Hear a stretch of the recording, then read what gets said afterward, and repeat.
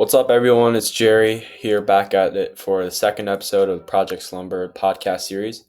I'm really excited to be back, and let's jump right into it.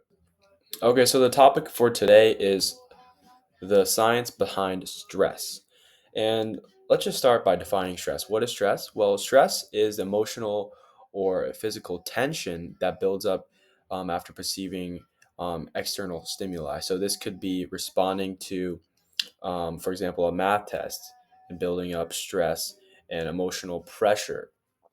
And so when most people talk about stress, they characterize it as something negative, and people usually understand that stress is um, correlated with worse performance in all areas. But the truth is actually stress, at least in necessary or meager amounts, is quite good for the human body. Actually, stress induces more purposeful thinking, more purposeful achievement, and requires the person to be actively thinking or actively looking to solve their solutions that's causing this stress. So a healthy amount is always beneficial and keeps people in a good mindset.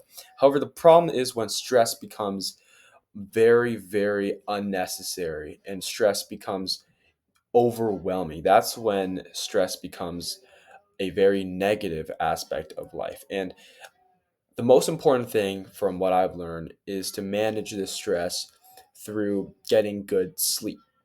And so one of the things is most people believe is stress leads to bad sleep, but a very important thing is from studies and research has shown that sleep actually has a very drastic impact on stress.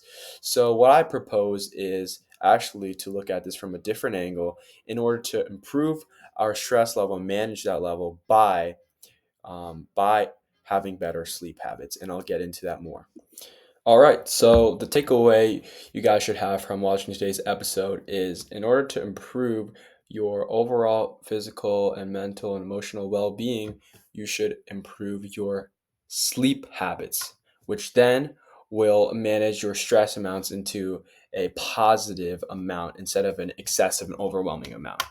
And in the future episodes, we'll get into the actual sleep habits, the problems, and the ways you can improve those specific areas of sleep to improve your life. So, thank you, and make sure to follow our Instagram Project Slumber as well as our YouTube link, which is shown in the middle. Have a good one. Bye.